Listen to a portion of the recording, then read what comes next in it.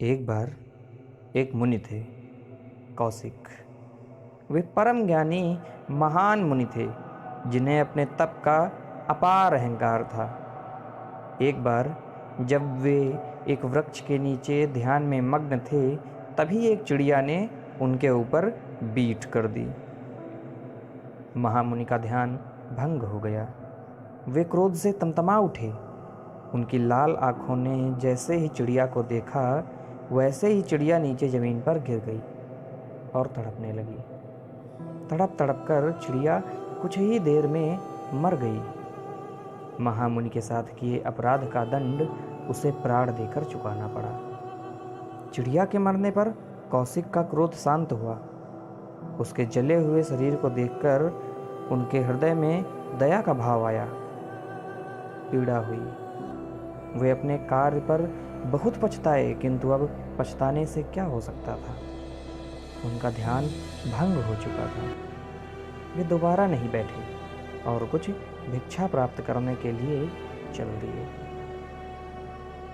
गांव में कई द्वारों पर भिक्षा मांगकर वे एक स्त्री के द्वार पर पहुंचे और आवाज लगाई, भिक्षा दो माई। अंदर से स्त्री ने जवाब दिया, हाँ अभी आई बाबा, प्रतीक्षा करो। कौशिक काफी देर तक प्रतीक्षा करते रहे, किंतु स्त्री नहीं आई।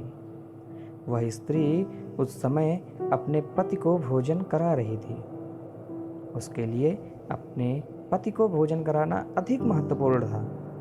जैसे ही उसका पति भोजन कर चुका, स्त्री भिक्षा लेकर बाहर आई। किंतु इतनी देर में कौशिक मुनि को पुनः क्रोध आ गया था। उन्होंने कहा, यदि तुम्हें भिक्षा नहीं देनी थी तो पहले ही कह देती। यूं मुझे रोककर मेरा अपमान करने की क्या आवश्यकता थी। शायद तुझे मेरा क्रोध पता नहीं है। रुको, अभी बताता हूँ। कौशिक मुनि ने अपने कमंडल से जल निकाला और श्राप देने चले, किंतु उसी समय उस स्त्री में न जाने कहाँ की ऊर्जा आ गई। उसने कहा, आपको क्या लगता है कि आप किसी को भी समाप्त कर देंगे? मैं कोई छोटी चिड़िया नहीं हूं जिसे आप देखकर भस्म कर देंगे। कौशिक हैरान थे। उनका क्रोध गायब हो गया।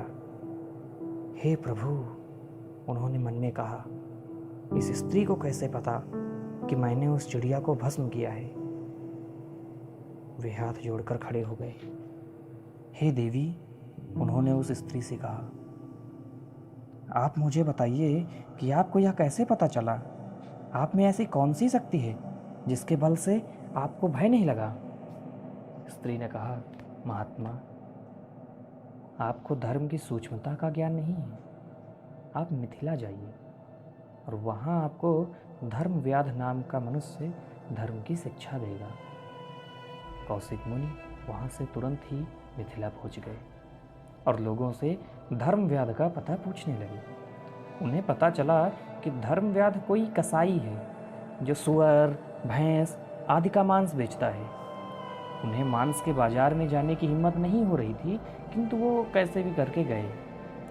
वहाँ जाकर उन्होंने देखा कि चारों तरफ मांस ही मांस रखा हुआ है।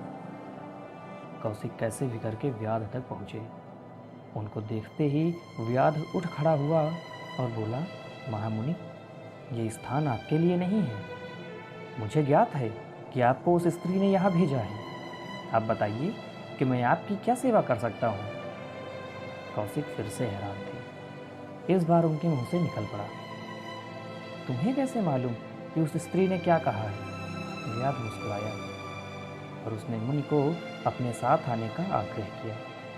दोनों बाजार से बाहर निकलकर उस कसाई के घर की तरफ पहुंच गए। कौशिक को बैठाकर व्याध अपने घर के अंदर चला गया। वहां उसने कुछ समय लगाया, किंतु इस बार कौशिक को क्रोध नहीं आया। फिर जब वह लौटा तो उसने कौशिक का स्वागत किया। हाथ जोड़कर व्याध ने पूछा, महामुनि, अब आप बताइए कि मैं आपकी क्या सेवा कर सकता हूँ। कौशिक ने एकदम से उसके ऊपर अनेकों प्रश्नों की बौछार कर दी। तुम्हें कैसे पता कि उस स्त्री ने मुझे यहाँ भेजा है? और उस स्त्री को कैसे पता कि मैंने उस चिड़िया को भस्म किया था? और भला तुम मुझे धर्म का कौन सा उपदेश दे सकते हो, कौन सा ज्ञान दे सकते हो, जबकि तुम स्वयं मांस के व्यापार जैसा निकृष्ट कार्य करते हो। व्याध कौशिक मुनि की बात तत्परता से सुनता रहा। उसने बड़ी ही गंभीरता से कहा, महामुनि, मेरे बूढ़े माता पिता हैं, मैं उनकी सेवा करता हूँ, उनको खिलाने के बाद खाता हूँ। मैं अनावश्यक हिंसा नहीं करता हूँ, किसी पर अनावश्यक क्रोध नहीं करता हूँ, और तभी मुझ पर देवों की कृपा है। मुझे बिना किसी चमत्कार के स्वतः ज्ञात हो गया कि उस स्त्री ने आपको मेरे पास भेजा है। आप महाज्ञानी हैं, आपको सभी विषयों का ज्ञान है, किंतु आप क्रोध करते हैं। आप दूसरों को धर्म का उपदेश अधिक देते हैं, किंतु स्वयं उस पर स्थिर नहीं रह पाते। आप दूसरों को अपने समक्ष तुच्छ समझते हैं, संभवतः यही आपकी समस्या का कारण है। अब आपके सबसे महत्वपूर्ण प्रश्न का उत्तर देता हूँ। यह मांस बेचने का जो कार्य है ना, यह तो मेरे पूर्वजों ने शुरू किया था। मैंने इसे विरासत में पाया है। मैं जानता हूँ कि यह कार्य मैं सबसे अधिक बेहतर तरीके से कर सकता हूँ, इसीलिए मैं यह कार्य करता हूँ। इस कार्य में जो दूसरे लोग हैं वो इन जीवों को अधिक पीड़ा दे सकते हैं। मैं बस उसी कार्य को कम पीड़ा दे करके करता हूँ। यही मेरा धर्म है। कौशिक को ज्ञान हो गया। वे समझ गए कि दूसरे पर क्रोध न करना और स्वयं के कार्य को तत्परता से करना ही सबसे बड़ा धर्म है। वे पुनः तपस्या के लिए चले गए। आज के दौर में यह कथा इसलिए प्रासंगिक है क्योंकि आज सभी एक दूसरे के कार्यों से प्रभावित होते हैं। किसी को अन्य का कार्य अधिक आकर्षक लगता है तो किसी को निकृष्ट।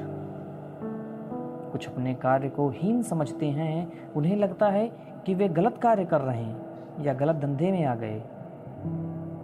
सच तो यह है कि यदि आपको ऐसा लगता है कि आप गलत कार्य में हैं तो आप गलत हैं, आपका कार्य नहीं। आप वहाँ रहकर औरों से बेहतर कर सकते हैं, गलत को सही कर सकते हैं।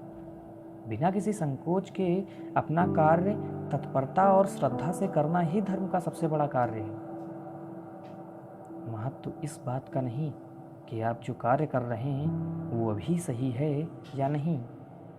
महत्व इस बात का है कि आप अपने कार्य को सही से कर रहे हैं या नहीं।